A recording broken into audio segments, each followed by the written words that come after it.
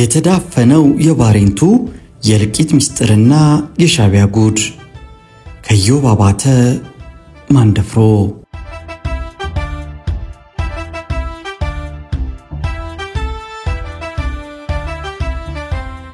ውድ የኢትዮ ትዝታ ቤተሰቦቻችን የዛሬውን እውነተኛ ታሪክ ያካፈሉን ኢዮብ አባተ ማንደፍሮ ናቸው። ታሪኩን የሚያገኘነው ከምኒልክ መጽሔት በ1992 ዓ.ም ከታተመው ላይ ነው። ጊዜው ግንቦት ወር 1983 ዓ.ም ነው። የአብዮታዊ ሰራዊት አባላት ከሻቢያ ጋር ከፍተኛ ውጊያ አድርገው ሻቢያ ወደ ማሸነፉ የመጣ ይመስላል። ሻቢያ አስመራን ሊቆጣጠር ነው። ኢህአዴግ ደግሞ አዲስ አበባን። ኤርትራ ውስጥ ደግሞ የአብዮታዊ ሰራዊት አባላት አሉ። ከዚህ በኋላ ጦርነት ማድረጉ ትርጉም የለውም። ለዚህም ሲባል የሰራዊቱ አዛዥ የነበሩት ጄኔራል ሁሴን አህመድ ሰራዊቱን ኤርትራ ላይ ጥለው እሳቸው ሳውዲ ገብተዋል። ሰራዊቱ ያለ መሪ ቀርቷል። ሁሉም ነገር ተስፋ አስቆራጭ ነበር። በኋላም በቦታው የነበሩት አዛዦች ከሻቢያ ጋር እንደራደር አሉ። ሻቢያም እሺ እንደራደር አለ። አዛዦቹ መንገድ ስጡንና ወደ ሱዳን እንግባ ይላሉ። ሻቢያም በሰላም የምትወጡ ከሆነ በዚህ አቅጣጫ ውጡ፣ መንገዱ ክፍት ነው ይላል። የአብዮታዊ ሰራዊት አባላትም የሻቢያን ቃል ሰምተው ጉዞ ወደ ሱዳን ይጀመራል።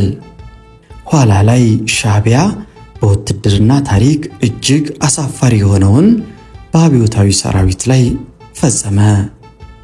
ለመሆኑ ሻቢያ በአብዮታዊ ሰራዊት ላይ የፈጸመው አሳፋሪ ድርጊት ምንድነው?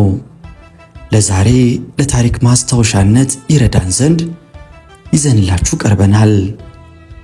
አብራችሁን ቆዩ።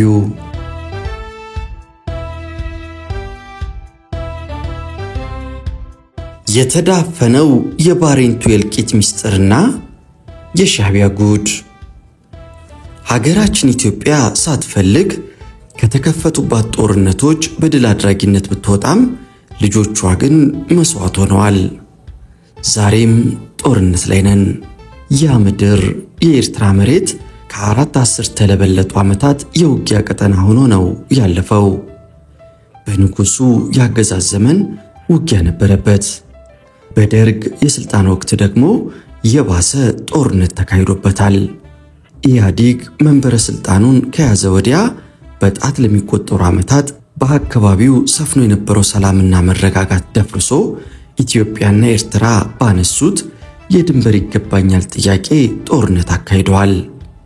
በተለያየ ወቅት በዚያ መሬት ላይ በተካሄደ ጦርነት አያሌ ኢትዮጵያውያን ከፍልሚያው ጎራ ወድቀው ቀርተዋል። በንጹህ ኢትዮጵያውያን ላይ ሊሰሙት የሚዘገንን ግፍ ተፈጽሞባቸዋል። ጊዜ እየጠበቀ በሚፈነዳ ጦርነት እናቶች ልጆቻቸውን አጥተዋል። እማወራዎች ያላባወራ ቀርተዋል። ሕፃናት በለጋ ዕድሜያቸው አባታቸውን በሞት ተነጥቀዋል። በዚያው በኤርትራ በረሃ በተካሄደ ውጊያ ለአካለ ጎዶሎነት የበቁና ዛሬም በሕይወት ያሉ የጦርነቱ ሰለባዎች ያን መጥፎ ጊዜ መለስ ብለው ሲያስታውሱት እንባ ሳይሆን ደም ያነባሉ። ትላንት አልቅሰዋል፣ ዛሬም ያለቅሳሉ። እስከ ዕለተ ሞታቸውም እንዲሁ ያነቡ ይሆናል። ይሄ ብቻ አይደለም። በዚያ ምድር ቃላት ሊገልጸው ከሚችለው በላይ እጅግ ዘግናኝ የሆነ ድርጊት በዜጎቻችን ላይ ተፈጽሟል። የጣሊያን ወራሪ ጦር የካቲት 12 ቀን 1929 ዓ.ም በንጹሃን ኢትዮጵያውያን ላይ ያካሄደውን ጭፍጨፋ የሚያስታውሰውን የጅምላ ግድያ የኤርትራ መንግስት በዜጎቻችን ላይ ፈጽሟል። ንጹሃን ተረሽነዋል። ሴት እህቶቻችን ተደፍረዋል፣ ተደብድበዋል፣ ተዘርፈዋል። የእናቱን ጡት ያልጠገበና አንደበት ያልፈታ የ1 ዓመት ሕፃን ልጅ ከሟች እናቱ ደረት ላይ ተለጥፎ ሲያነባ በሻዕቢያ ወታደሮች ተገድሏል። በመቶ የሚቆጠሩ ዜጎቻችን እንደ ጥራጊ ቆሻሻ ነዳጅ ተርከፍክፎባቸው ተቃጥለዋል። ይህን የመሰለ በደል በዜጎቻችን ላይ የተፈጸመው ወያኔና ሻዕቢያ ስምምነት ላይ በነበሩበት ወቅት በመሆኑ ግፉ ለአደባባይ እንዳይበቃ ተደርጓል። ዛሬም ድረስ ሚስጥሩ እንደተጠበቀ አለ። ግን ከአደጋው የተረፉ የዓይን ምስክሮች እማኝነታቸውን ይሰጣሉ። ግንቦት 18 ቀን 1983 ዓ.ም ባሬንቱ ላይ በኤርትራ መንግስት ከተረሸኑ ኢትዮጵያውያን መካከል ከሞት መዳፍ ያመለጡ ጥቂት ግለሰቦች ዛሬም በሕይወት አሉ።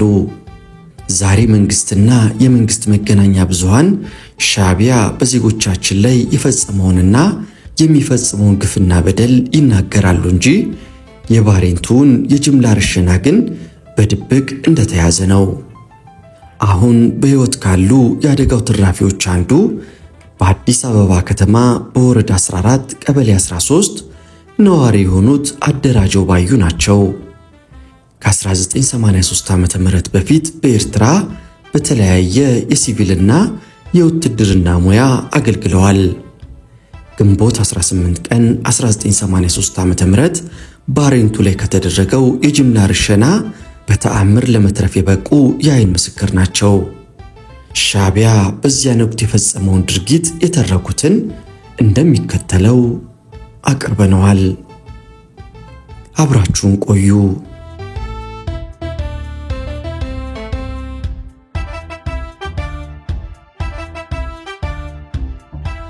ከተማዋ ጸጥ ረጭ ብላለች። በጎዳና ላይ የሚንቀሳቀስ እምብዛም አይታይም። የአባ ሻወል፣ የሰንበል፣ የጎይደፍ፣ የገጀረት ነዋሪ ደጃፉን ዘግቶ ጆሮውን ቀስሮ ያዳምጣል። ቀጥሎ የሚሆነውን ይጠብቃል። ልቡ በስጋት ተወጥሮ መጻኢውን ይተነብያል፣ ያልማል። ኒያላ፣ ኦሜድላ፣ አዲስ አበባና ሌሎችም ሆቴሎች ገብቶ ያላበውን ቀዝቃዛ ሜሎቲ ቢራዞ የሚጠጣ የለም። በራቸው ተከርችሟል። ለምለም አዳራሽ፣ ቫይስሮይ፣ ራዋ ዳንስ ቤት ገብቶ ባለሽሩቤዋን የአስመራ ቆንጆ ደረቱ ላይ ለጥፎ ከሙዚቃው ስልት ጋር በአልኮል ፈረስ የሚጋልብ ዳንኪረኛ የለም። ዳንስ ቤቶቹ የመቃብር ያህል ይከብዳሉ። ዝም ጭጭ ያለች የደበታት ከተማ አስመራ። እጅ ለእጅ ተያይዘው በጎዳና ላይ የሚንሸራሸሩ ጥንዶች የሉም። ሕፃናት በየመንደሩ አይጫወቱም፣ አይቦርቁም። የወላጆቻቸው ጭንቀት ተጋብቶባቸው የበረገገች ቆቅ ይመስል በየስርቻው በየአልጋው ስርና በእናቶቻቸው ጉያ ተሸጉጠው አድፍጠዋል።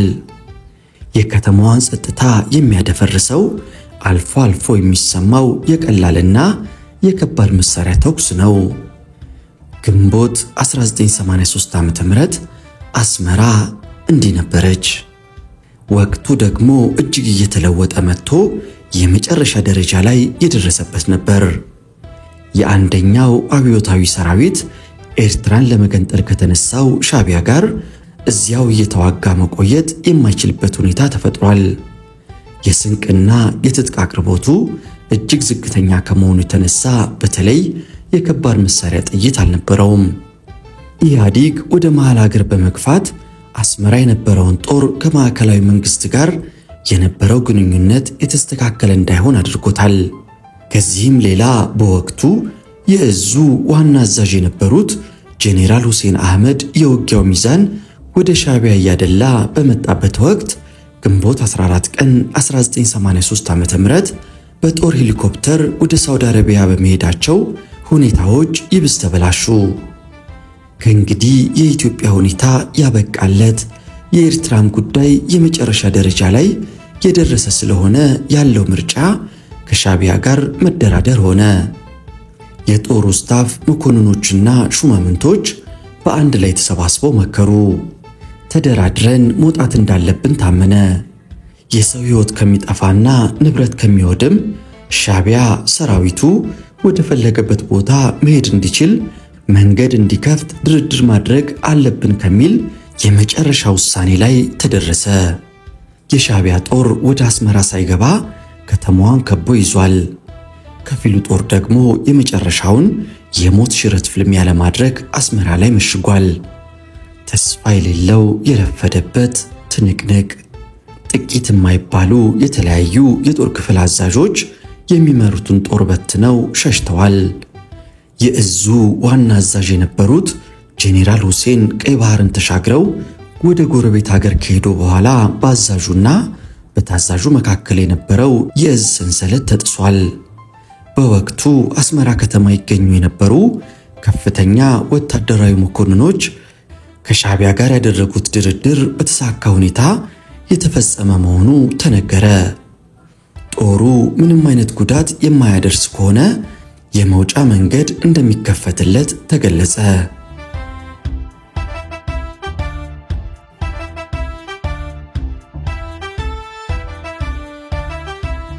ግንቦት 16 ቀን 1983 ዓ.ም ለሻዕቢያ ጦር ወደ ሱዳን መስመር እንደምንሄድ ተነገረው። ወደ ሱዳን የሚወስደውን መንገድ ክፍት ከማድረጋቸው በተጨማሪ በሰራዊቱ ላይ አንዳችም ጉዳት እንደማያደርሱ ቃል ገቡ። ከዚህ ስምምነት ላይ ባይደረስ ኖሮ የሚከተለው ሁኔታ እጅግ የሚዘገንን ይሆን ነበር። አስመራ ከተማ እንዳልነበረች መሆኗ አይቀርም የሚል ስጋት በሁሉም ልብ ውስጥ አድሯል። ብዛት ያላቸው የጦር መሳሪያ ዲፖዎች በከተማ ውስጥ ስለነበሩ እነሱን ለማቃጠል ዝግጅት ተደርጓል። ግን ሁኔታው ሰላማዊ በሆነ መንገድ አለቀ። ጄኔራል አርአያ፣ ብርጋዴር ጄኔራል ተስፋዬ ሐረሩ፣ ብርጋዴር ጄኔራል አለማየሁና ሌሎች ከፍተኛ የጦር መኮንኖች ለጉዞ ተዘጋጁ። በደቀ መሐሪና በከረን መውጫ ክፍተት ተሰጠ። ጥቂት የጦር መኮንኖች ቀድመው ጉዞ ጀመሩ። ሽሽት፣ ሩጫ፣ ነፍስ ለማትረፍ መሄድ፣ መብረር። በጊዜው የአስመራ ሕዝብ ስሜት ለሁለት የተከፈለ ነበር። መጪው ሁኔታ የባሰ የመሰለው ሐዘን ሲሰማው፣ የሻዕቢያን መግባት በጉጉት የሚጠብቀው ደግሞ በደስታ ነበር የተዋጠው። በሁኔታዎች መለዋወጥ ሻዕቢያ አስመራን ይይዛል የሚል ተስፋ የነበራቸው ልጆቻችን ይገባሉ ብለው መሰናዶ ያደርጉ እንደነበር ሰምተናል። ጠላ የጠመቁ ለጭፈራ አቧራ የጠጣ ከበሮ አውርደው ያራገፉ ጥቂት የሚባሉ አልነበሩም። እኔና ጥቂት ባልደረቦቼ 13ኛ ብርጌድ በሚባል ከሚታወቀው የጦር ሰፈር አጠገብ ካለ ነዳጅ ማደያ ነዳጅ ቀርተን ጉዞ ጀመርን። የተሳፈርንበት መኪና ባለ በሌለ ጉልበቱ በመጨረሻው ፍጥነት ወደፊት ቢከንፍም ቀድመውን ከሄዱ የጦር መኮንኖች ላይ ግን መድረስ አልቻልንም። አልፎ አልፎ የሚሰማው የቀላልና የከባድ መሳሪያ ተኩስ ደግሞ ጉዞውን በስጋት የተወጠረ እንዲሆን አደረገው። አንዱ ሌላውን አይሰማም፣ ብርቱ ደካማውን አይጠብቅም። በዚህ የጭንቅና የነፍስ ማዳን ጉዞ ይሄኛው ለዚህኛው ስቃይ ቁብ የለውም። ቅድሚያ ሁሉንም ነገር ለራስ የራስን ነፍስ ለማትረፍና በሰላም ለመውጣት መፍጨርጨር። ለዚህም ደግሞ መፍትሄው መሄድ መብረር በመሆኑ የወደቀውን ሳያነሱ የሞተውን ሳይቀብሩ በመጨረሻው ፍጥነት ጉዞ ቀጥሏል። የተሳፈርንበት ኤንትሬ የጭነት መኪና ይበራል። ሞቶ ቀባሪ አጣሪሳ፣ ተመቶ የሚያጣጥር ቁስለኛ፣ ደክሞት መራመድ ያልቻለ በየቦታው በየጥሻው ወድቋል። በየሜዳው ተዘርሯል። መለስ ብሎ የሚያየው ግን የለም። የነሱ ጣ እንዳይደርስብን የረሳነውን ፈጣሪ በጭንቅ ሰዓት እየተማጸንን መሄድ ብቻ። የተቃጠሉ ታንኮች፣ ተዋጊ ብረት ለበስ የጦር ተሽከርካሪዎች በየቦታው ተገትረዋል።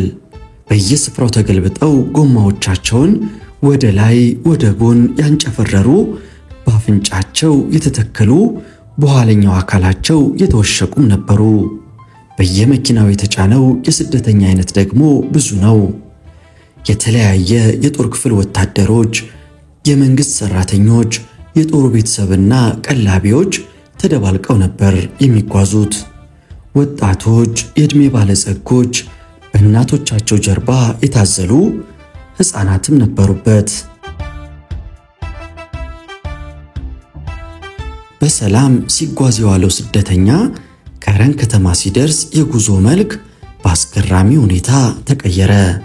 ወደ ከተማው ልንገባ ስንል መንገዱን ፈንጂ የመታው ታንክ ዘግቶታል። ማለፊያ የለም። ወደ ከተማዋ ገብቶ አቋርጦ ለመሄድ መንገድ የዘጋው ታንክ የግድ መነሳት ነበረበት። ምንም አማራጭ ስላልነበረን የተመታውን ታንክ በመኪና ጎትተን መንገዱን ነፃ አደረግነው። መንገዱ ተከፈተ። ለሰዓታት ዕድሜ ባለበት ቦታ እረፍት ያደረገው ስደተኛ በየመኪናው ላይ ተሳፍሮ ጉዞ ለመጀመር ሲዘጋጅ ድንገት ተኩስ ተከፈተ። ስደተኛው እስኪረጋጋ ድረስ በነበሩት የመጀመሪያዎቹ ጥቂት ደቂቃዎች የተወሰኑ ሰዎች ተጎዱብን። ሁሉም ለየራሱ ይበጀኛል ያለውን ከለላና መከታ ከያዘ በኋላ የመልስ ተኩስ ጀመርን። የተኩስ ልውውጡ ከተወሰነ ደቂቃ በኋላ ያብቃ እንጂ በጣም ከፍተኛ የሆነ ጦርነት ነበረ። ጉዳቱም ቀላል አልነበረም። የሞቱትን ጥለን የቆሰሉትን ደግሞ ጭነን ጉዞ ወደ አጋዝ ጀመርን። አጋዝ የደረስነው ከመሸ በኋላ ነበር። እረፍት ማድረግ አላስፈለገንም። ጉዞውን ቀጠልን። ድካሙ ሰውነት ቢያዝልም ሌሊቱን በሙሉ ስንጓዝ አድረን ንጋት ላይ ወደ ሳዋ ፎርቶና ወደ ባሬንቱ መሄጃ ደረስን። ወደ ኋላ የቀረው ስደተኛ እስኪሰባሰብ ድረስ እረፍት አደረግን። የሚቀጥለውን ቀን ያሳለፍነው በጉዞ ነበር። ጉዞ ያለ እረፍት የተደረገ ስለነበር ሁላችንም ደክሞናል። ወበቁ ያስጨንቃል፣ ረሃቡ ደግሞ ሰውነት ያዝናል። ወደ ምሽት አካባቢ እንደ ረመጥ የሚፋጀው ሙቀት እየቀዘቀዘ መጣ። የሌሊቱ ጊዜ ከቀኑ እጅግ የተሻለ ነበር። ግንቦት 17 ቀን 1983 ዓ.ም ከሌሊቱ 7 ሰዓት ባሬንቱ ደረስን። ወደ ባሬንቱ ከተማ ልንገባ ስንል መንገዱ በመኪና ተዘግቷል። ነፍሱን ለማትረፍ ሽምጥ ይጋልብ የነበረውን የስደተኛ ማዕበል የባሬንቱ አድባር ጠመመችበት። ባሬንቱን አልፎ ለመሄድ አልተቻለም። ከሌሊቱ 7 ሰዓት ጀምሮ ባሬንቱ የደረሰው የመንገደኛ ጎርፍ ከተማዋን አልፎ እንዳይሄድ ወደ ተሰነ የሚወስደው መንገድ ኬላው ላይ ተዘግቷል። በየትኛውም አቅጣጫ መጓዝ እንዳይቻል ዙሪያውን ታጥሯል። አጋዝ የደረስን ጊዜ ቀድሞውን ከተጓዙት ጋር በመገናኛ ሬዲዮ ግንኙነት ብናደርግም ፋይዳ ያለው ውጤት አላመጣም። እነሱ በዚያን ሰዓት ባሬንቱን አልፈው ሄደው ነበረ። እኔ የነበርኩበት ስደተኛ ባሬንቱ ሲገባ ቀድሞ የተጓዙት ደግሞ አይኮታ ደርሰው እንደነበር ሰማን። ከትግራይና ከኤርትራ በሸምበቆ በተከምቢያ አቋርጠው የመጡ የሻቢያ ታጣቂዎች ነበሩ ባሬንቱን አልፈን እንዳንሄድ መንገዱን የዘጉት። ተኩስ ተከፈተ። ቀድመው ግን እነሱ ነበሩ የተኮሱት። በኋላ ለፈጸሙት አረመናዊ ተግባር ምክንያት ያደረጉት ቀድማችሁ ተኩስ የከፈታችሁብን እናንተ ናችሁ የሚል ነበር። ተኩሱ ከቆሙ በኋላ የተወሰኑ ወታደሮች በያዙት መሳሪያ ራሳቸውን በራሳቸው መግደል ጀመሩ። ከእነዚህ ውስጥ ኮሎኔል መኮንን የተባሉትን አስታውሳቸዋለሁ። ለሻቢያ እጅ ከመስጠት ብለው ነበር እርምጃውን በራሳቸው ላይ የወሰዱት። ተኩሱ እንደቆመ ስደተኛው በሰላም እጁን እንዲሰጥ በሻቢያ ተጠየቀ።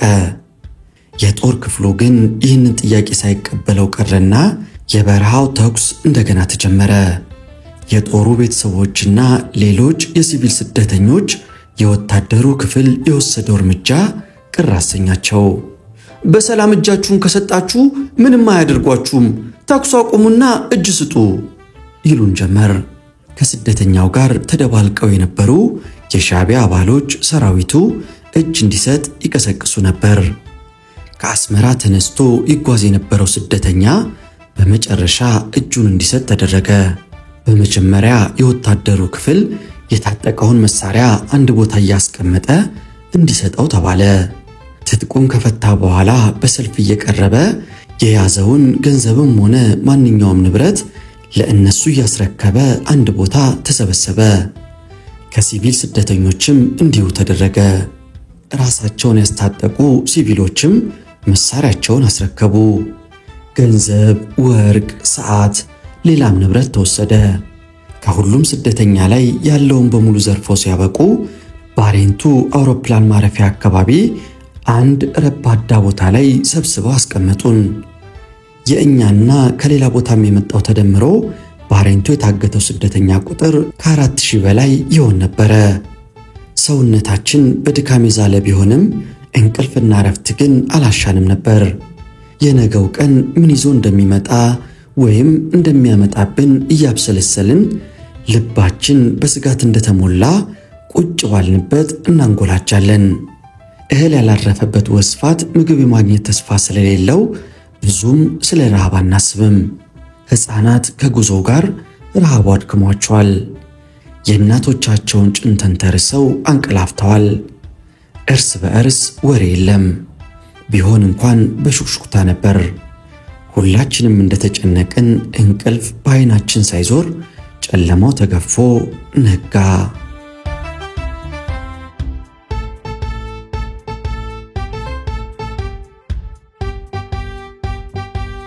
ግንቦት 18 ቀን 1989 ዓመተ ምህረት እኩለ ቀን በሻቢያ የታገተው ስደተኛ ቁጥሩ 4000 የነበረ ቢሆንም እየጨመረ መጣ። በየደቂቃው በየሰኮንዱ በቡድንም የሚጓዝ ስደተኛ ባሬንቱ ይደርሳል። ግን አልፎ አይሄድም። መሳሪያና ንብረቱን እያስረከበ ቀድሞ ከታገተው ጋር ይደባለቃል። ምግብና ውሃ ስለሚሰጣችሁ ወደ አንድ ቦታ ተሰባሰቡ ተባለና በድምጽ ማጉሊያ ተነገረን። የምግብ ነገር ሲነሳ ጦሙሎ ያደረ ወስፋት ተንጫጫ። የውሃ ጥም ስሜቱ ጨመረ። አንድ ቦቴ መኪና ከነበረበት ረባዳ ስፍራ አለፍ ብሎ ቆመ። ወንድና ሴት ለየብቻ ተሰለፉ የሚል ትዕዛዝ በድምጽ ማጉሊያው ተነገረን። ምግብና ውሃ ለመስጠት ስደተኛውን በጾታ የመለየቱ ነገር አልጣመንም።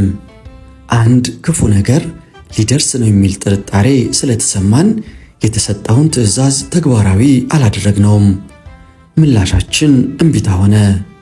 ከአጀቡ ዳር ፈንጠር ብዬ ተቀምጫለሁ። መጪውን ሁኔታ እንዲህ ሊሆን ይችላል ብሎ የሚገመተው እንደ መርግ የሚከብድ ሆነ። ድካሙና ረሃቡ ሰውነቴን አዝሎታል። በሁለት እጆቼ መሬት ተመርኩዤ ነበር የተቀመጥኩት። ከኋላዬ በትግርኛ ሲያወሩ ሰማው። ቀስ ብለው ቢያወሩም የሚሉት ይሰማን ነበር። ወሬያቸው ጆሮዬን ሳበው። አዳመጥኳቸው። የሚያስደነግጥ ነበር ወሬው። አንደኛው ትዕዛዝ እየሰጠ ነበር። አተኩሬ ተመለከትኩት። ከጉልበቱ ከፍ ያለና ጭኖቹን ያጣበቀ ጠባብ አጭር ቁምጣ ለብሷል። በወገቡ ላይ የጥይት ኮሮጆዎችና የእጅ ቦምቦች ታጥቋል። በቀኝ እጁ ደግሞ ሰይፍ የሌለው ክላሽ በመዝን ይዟል። ሽጉጡ ከነማህደሩም ወገቡ ላይ ነበረው። ይህንን ሰው ገብረ ስላሴ እያሉ ሲጠሩት ሰማው። እኔ ግን የማውቀው በሌላ ስም ነበር። የገዛ ዓይኔን አላመንኩትም። ራሴን ተጠራጠርኩት። የአስመራውን ሰውዬ ባሬንቱ ላይ ሳየው ገረመኝ። ላነጋግረው ፈለኩና አመነታው። አስመራ እያለ በደንብ እንተዋወቃለን። ጓደኛዬም ነበር። መጀመሪያ የማውቀው አስመራ ውስጥ በአንድ ፖሊስ ጣቢያ በመርማሪነት ሲሰራ ነበር። ከዚያ በኋላ የደህንነት ሰራተኛ ሆኖ አገልግሏል። ታማኝ ተብለው ከሚጠሩት ጥቂት የደህንነት አባሎች መካከል አንዱ ነበር። ግንቦት 16 ቀን 1983 ዓ.ም በ5 ሰዓት አስመራን ለቀን ከመውጣታችን በፊት ተገናኝተናል። በዚያን ወቅት በጓደኞች መካከል እንደሚደረገው ስለ ሁኔታዎች በፍጥነት መለዋወጥ ተወያይተናል። ከሁለት ቀናት በኋላ ደግሞ ባሬንቱ ላይ ያየሁት። ተለውጦ ሌላ ቦታ አገኘሁት። ስደተኛውን ባሬንቱ ላይ ላገቱት የሻቢያ ታጣቂዎች ትዕዛዝ ይሰጥ የነበረው ይኸው የአስመራው የደህንነት ሰው ነበር። የመጨረሻውን ትዕዛዝ ሰጥቶ ሊሄድ ሲል ብርሃኔ አልኩና ጠራሁት። ገብረ ስላሴ በሚል ስም የሚጠራ ቢሆንም የቀድሞ ስሙን ሲሰማ ዞር አለ። ከግንቦት 16 ቀን 1983 ዓ.ም በፊት መሐላውን የጠበቀ አደራውን በተገቢው መንገድ የተወጣ የአስመራ የደህንነት ሰው የሻዕቢያ ሹም ሆኖ ስመለከተው ደነቀኝ። ቀድሞም በሁለት ቢላ የሚበላ ነበር ብዬ ራሴን ጠየቅኩት። ደግሞም ነበር ብዬ አመንኩ። ባሬንቱ ላይ በታገተው እስረኛ መሃል ጠመንጃ ጨብጠው ደረታቸውን ነፍተው ከሚንጎማለሉት የሻዕቢያ ወታደሮች ውስጥ አስመራ ከተማ ውስጥ አውቃቸው የነበረውን ስመለከት የገዛ ዓይኔን ማመን አልቻልኩም። ብርሃኔ እንደጠራሁት ወደኔ ዞር አለና ቆመ። ከተቀመጥኩበት ተነሳሁና ወደሱ ተጠጋው። አስተያየቱ ደስ የሚል አልነበረም። እንድመለስ ፈልጎ ነበር። ግንባሩን ክስክስ አድርጎ ነው የሚመለከተኝ። እውን ብርሃኔ ልትረሽኑን ነው አልኩና ጠየቅኩት። በምን አወቅ ብሎ ጠየቀኝ። የግንባሩ መኮሳተር በእጥፍ ጨምሯል። እድሜ ላንተና ለመሰሎችህ አስመራ በነበርኩበት ወቅት ትግርኛ መናገርና መስማት አስተምራችሁኛል። የሰጠኸውን ትዕዛዝ በደንብ ነው የሰማሁት አልኩት። የእናት ሀገር የኤርትራ ጉዳይ በመሆኑ የግድ መጨከን አለብን። ትላንት ለነበረና ላለፈ ዕውቂያና ወዳጅነት የሚራራ ልብ አይኖረንም። ለኤርትራ ሲባል ራስን መግደሉ አስፈላጊ ከሆነ ሳላመነታ አድርገዋለሁ አለኝ ፈገግ ብሎ። ይህ የምትመለከተው ሕዝብ እኮ ንጹሕ ነው አልኩት። ከአንተ ጀምሮ ሁላችሁም ለኤርትራና ለኤርትራ ሕዝብ ጠላት ናችሁ አለኝ ቆጣ ብሎ። ሌላው ይቅር ውሃና ምግብ እንሰጣችኋለን ብሎ ይህን ሕዝብ በጅምላ ለመግደል መወሰን ጭካኔ ነው። ለዚህ ውሃ በቦቴ ለምን አመጣችሁ አልኩት። ረባዳ ስፍራ ላይ ቆሞ የነበረውን ቦቴ እየተመለከትኩ። ብርሃኔ ሳቀ። ሳቁ ደግሞ ያስጠላል። ቦቴው የያዘው ውሃ ሳይሆን ወደ ተላታ ሻር የሚሄድ ነዳጅ ነው ብሎ እየሳቀ ባለሁበት ትቶኝ ሄደ።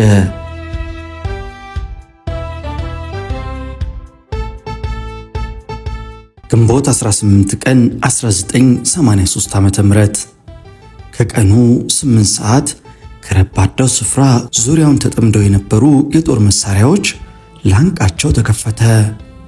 50 ሚሜ ካሊፐር፣ ዙ 23 የአየር መቃወሚያ፣ ፒኬኤም፣ ፒኬቲ፣ አርፒጂ መትረየሶች፣ የነፍስ ወከፍ ጠመንጃዎች የጥይት ዶፋቸውን በስደተኛው ላይ ያዘንቡበት ጀመር። ከያቅጣጫው ላውንቸር ይወነጨፋል፣ ቦምብ ይወረወራል። ምንም ማምለጫ የለም። የሞት ቀለበት። ምንም አይነት የማጥቂያ መሳሪያ የሌለውን ትጥቁን ያስረከበውን ወታደርና ሲቪል ስደተኛውን የሻዕቢያ ታጣቂዎች ያለ ርህራሄ ፈጁት፣ ቆሉት። ወታደር ከሲቪል አልተለየም። ወንድ ሴት ተብሎ አልተነጠለም። ሕፃን አዋቂ አልተባለም። ሁሉም በጅምላ ተገደለ፣ በጭካኔ ተጨፈጨፈ። ባሬንቱ በንጹሃን ደም ጨቀየች። ምድሪቱ በስቃይና በዋይታ ተዋጠች። ባሬንቱ የኢትዮጵያውያንን በድንገላ በጉያዋ ታቀፈች። ወዴት ይኬዳል? ምን ውስጥ ይገባል? ዙሪያውን ከበባ የተደረገው ቀደም ብሎ ስለነበር ማምለጫ መንገድ የለም። ተኩሱ ቀልጧል። አስክሬን በአስክሬን ላይ ይወድቃል። ሬሳ በሬሳ ላይ ይደራረባል። እላዬ ላይ የተደረበው አስክሬን ቢከብደኝም መንቀሳቀስ ግን አልፈለኩም። ከአስክሬኑም 2 አስክሬን ነበር። ፊቴን ያጠበውን የደም አበላ መጥረግ አላሻኝም። ያለ እንቅስቃሴ ባለውበት ሆኜ ዝም አልኩ። በጥይት ተመትቻለሁ። ስንት ቦታ እንደተመታው ግን አላወኩም። ትከሻዬ ላይ ከፍተኛ የጥዝጣዜ ስሜት ይሰማኛል። ተኩሱ አልፎ አልፎ ነው።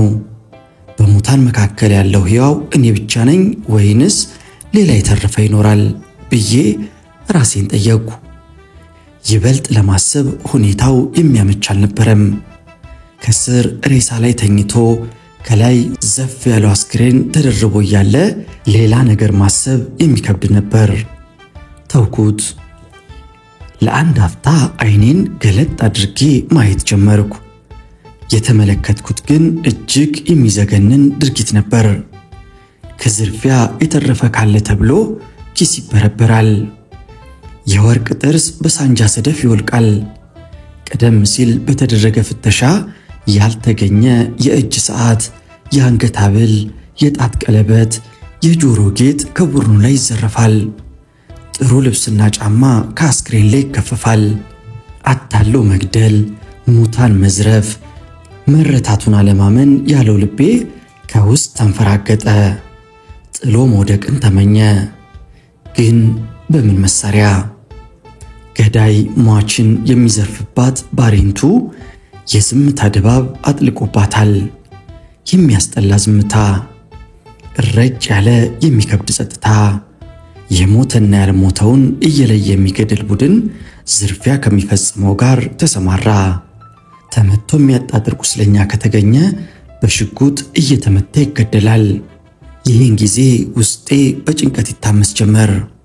ባሬንቱ ላይ የነገሰውን ጸጥታ ያደፈረሰው በግምት የ1 ዓመት የሚሆን ሕፃን ለቅሶ ነው። ከኔ ሌላ ከሞት መዳፍ ያመለጠች የአንድ ጨቅላ ሕፃን ነፍስ እንዳለች አረጋገጥኩ። ለቅሶ እንደተሰማ የሻቢያ ወታደሮች ተሯሩጠው ከስፍራው ደረሱ። የበረዶ ያህል የቀዘቀዘ የሟች እናቱን ጡት ጭራሮ በመሰሉት እጆቹ ይዟል። ከውስጡ የሚፈስለት ነገር ስላጣ ነው መሰለኝ አምርሮ ያለቅሳል።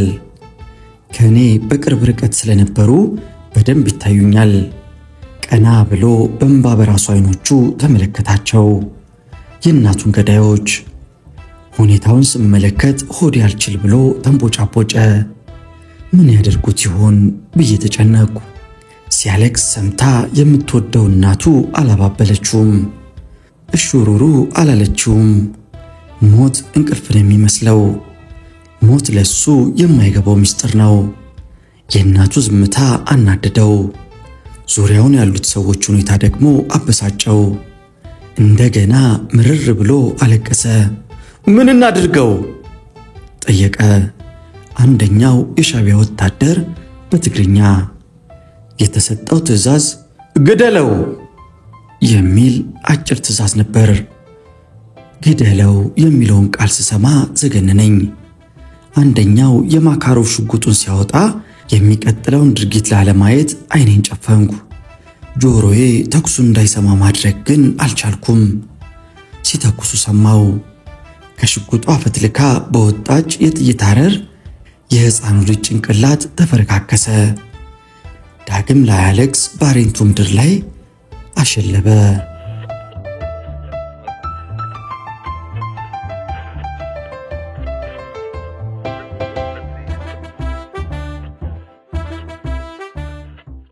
ሰዓቱ ስንት እንደሆነ ግን አላውቅም። ሌሊት ነው። ባሬንቱ ላይ ከተፈጸመው የጅምላ ግድያ በተአምር መትረፌን አረጋግጫለሁ። ፊቴን ያለበሰው ደም ከኔ ወረደ ነው የመሰላቸው። አጠገቤ ሲደርሱ ትንፋሼን ዋጥ አድርጌ ነበር ያሳለፍኳቸው። ከተደራረበ አስክሬን መሃል ሕይወት ያለው ይኖራል የሚል ግምት ስላልነበራቸው ጥለውኝ ሄደዋል።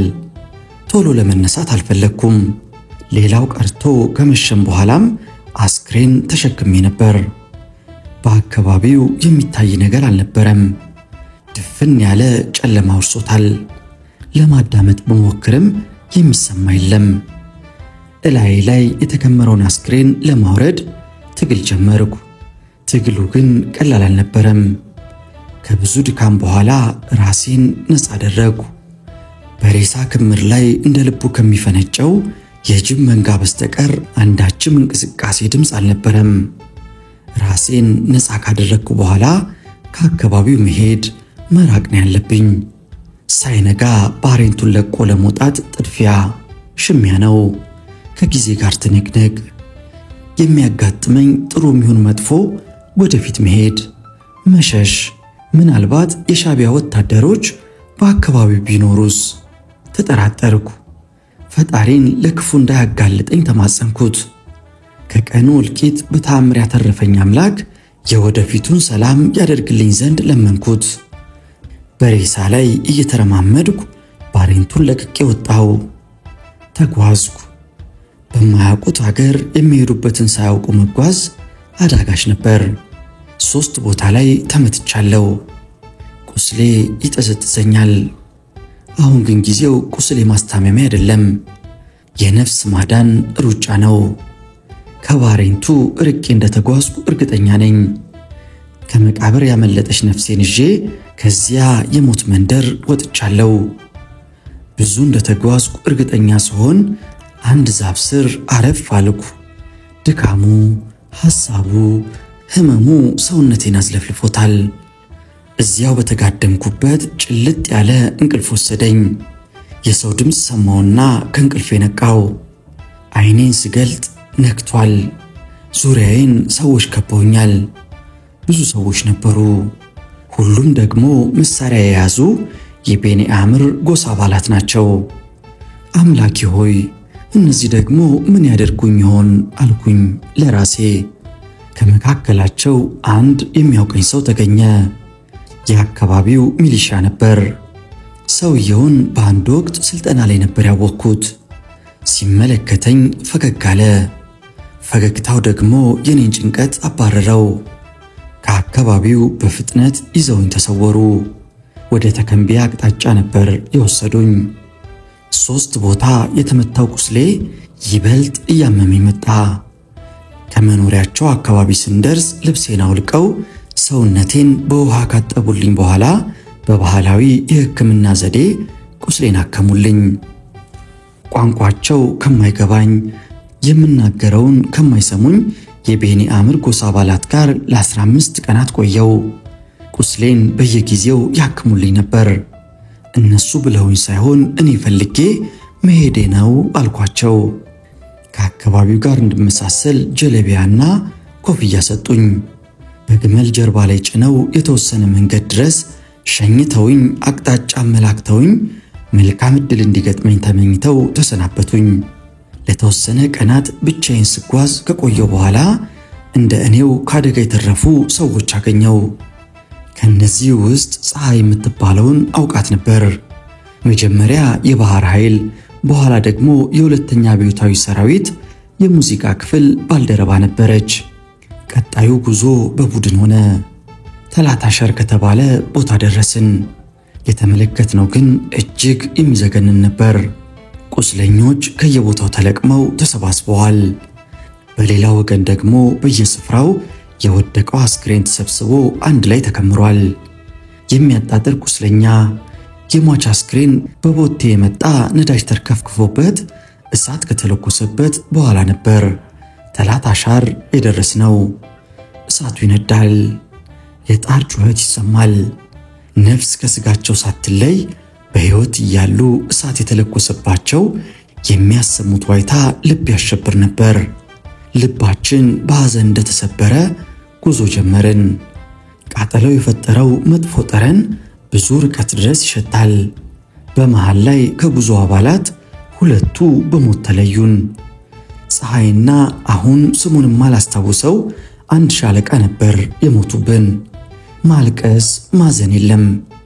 ሁላችንም ለየራሳችን አልቅሰን ስለጨረስን ለሌላው የምናፈስለት የተረፈን ባልነበረንም። በእንጨት ጉድጓድ ማስ አድርገን አፈር አለበስናቸው። የሚቀብረው ያገኘም እድለኛ ነው። በሞት የተለዩንን ቀብረን የተረፍነው ከብዙ አድካሚ ጉዞ በኋላ ሱዳን ገባን። ሱዳን ግን የጠበቅናትን ያህል አልነበረችም። ችግሩ ብዙ ነበር። በየቀኑ በተለያየ ምክንያት ብዙ ሰው ሲሞትብን ፈጥኖ የደረሰ የረድኤት ድርጅት አልነበረም። ምግብና መድኃኒት ያገኘነው ብዙ ሰው ካለቀብን በኋላ ነበር። ሁኔታዎች በተወሰነ መልኩ ከተስተካከሉ በኋላ የወያኔ ካድሬዎች ስደተኛው ያለበት ድረስ መጥተው ቅስቀሳ ማድረግ ጀመሩ። በተሐድሶ ስም የድርጅታቸውን ፖለቲካ ጋቱን። ወደ ሀገራችን እንድንመለስ የተደረገው በእነዚህ የወያኔ ካድሬዎች አማካኝነት ነው። መጀመሪያ የተጓጓዙት መኮንኖች ነበሩ። ቀጥሎ ደግሞ የበታች ሹማምንትና ወታደሮች፣ ሲቪል ስደተኞች በተከታይ ከስደተኛው ካምፕ ወደ ኢትዮጵያ ተጓጓዙ። በፍላጎታቸው ሱዳን የቀሩ ቢኖሩንም እኔ ግን ወደ ሀገሬ ለመመለስ አላመነታውም። ፈጥኜ ነበር የተመለስኩት። ያኔ ባሬንቱ ላይ ስለተደረገው ጅምላ ርሸና፣ ነዳጅ ተርከፍክፎበት ስለተቃጠለው ቁስለኛና አስክሬን የወያኔ መንግስትም ሆነ ሌሎች ዓለም አቀፍ አካላት የሚያውቁት ነገር ቢኖርም የተናገረ አካል አልነበረም።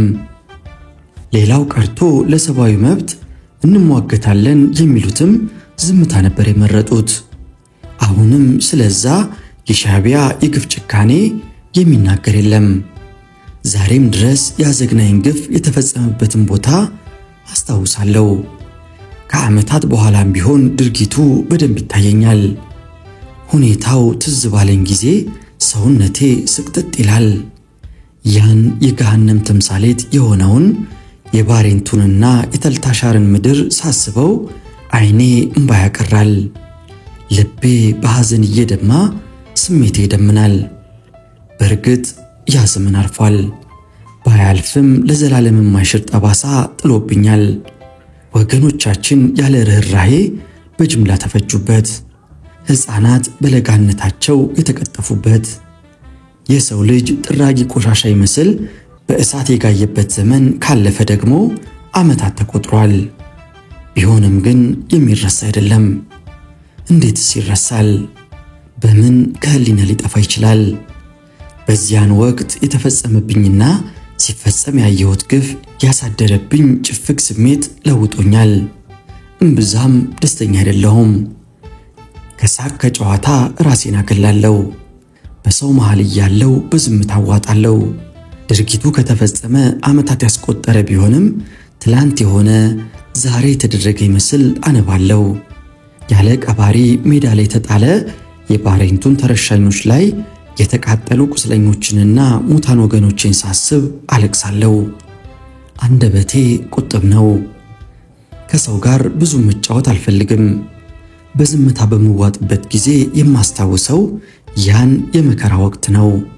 ፈጣሪ አትሙች ያላት ነፍሴ ከሞት መዳፍ ካመለጠች በኋላ ወደ ሀገሬ ተመልሼ ትዳር መስርቻለሁ። ዛሬ በኑሮዬ ደስተኛ ነኝ። አምሳያ ልጄን ስመለከተው ደግሞ የደስታዬ መጠን ወደር የለውም። እኔን ለዚህ ያበቃኝ ፈጣሪን አመሰግነዋለሁ። እነኛ የሻዕቢያ የግፍ በትር አርፎባቸው በየቦታው የወደቁ ወገኖቼ ነፍሳቸው በገነት ውስጥ በሰላም ታርፍ ዘንድ ዘውትር ጸሎት አድርግላቸዋለሁ። ቤተሰቦቻቸውን ሳስብ ደግሞ አለቅሳለሁ ይለናል በግንቦት ወር 1983 ዓ.ም ከባሬንቱ እልቂት የተረፈው ኢዮብ አባተ ማንደፍሮ።